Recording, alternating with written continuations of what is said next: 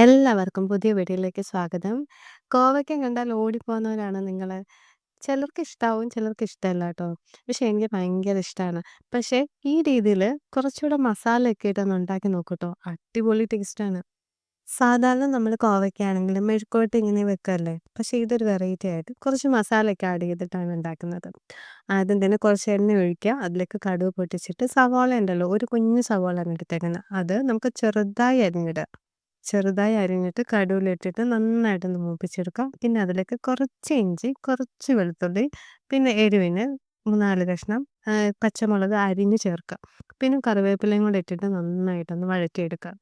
എന്നിട്ട് ചെറിയ ജീരകം ഉണ്ടല്ലോ, അത് കുറച്ചിട്ടാ മതിയാവും. പിന്നെ മഞ്ഞൾപ്പൊടി, കുറേശ്ശെ മുളക് പൊടി 2 ടീസ്പൂണായിട്ട് മുളക് പൊടി ഇട്ടെടുക്കുന്നുണ്ട്.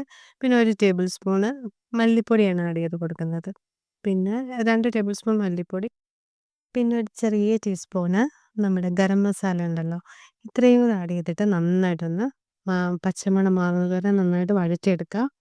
എന്നിട്ട് കോവയ്ക്ക നിങ്ങൾക്ക് ഇഷ്ടമുള്ള രീതിയിൽ നീളത്തിലോ വട്ടത്തിലോ എങ്ങനെ വേണമെങ്കിലും കഷ്ണിച്ചെടുത്തിട്ട് അതൊന്ന് ആ മസാലയ്ക്കകത്ത് വഴറ്റിയെടുത്ത് കഴിഞ്ഞാൽ നമ്മുടെ സംഭവം റെഡി കേട്ടോ. അടിപൊളി ടേസ്റ്റാണ്.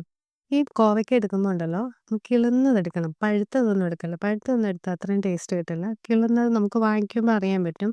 ഒരു തത്തപ്പച്ച കളറാണ് അതിന്. അപ്പോൾ ആ ഒരിത് നോക്കിയെടുത്തിട്ട് അതൊന്ന് കട്ട് ചെയ്ത് നന്നായിട്ട് അരിഞ്ഞെടുത്തിട്ട് കട്ട് ചെയ്ത് ഫ്രൈ പാനിലോട്ട് ആ മസാലയ്ക്കകത്തോട്ടൊന്ന് ഇട്ട് കൊടുത്തതിന് ശേഷം കുറേശ്ശെ കുറച്ച് 1 കപ്പ് വെള്ളം ഒഴിച്ചിട്ട് അതൊന്ന് വറ്റിച്ച് ഡ്രൈ ആക്കി എടുക്കുമ്പോഴാണ് ആ മസാലയുടെ ആ കോവയ്ക്ക കഴിക്കാൻ നല്ല ടേസ്റ്റാണ് ട്ടോ.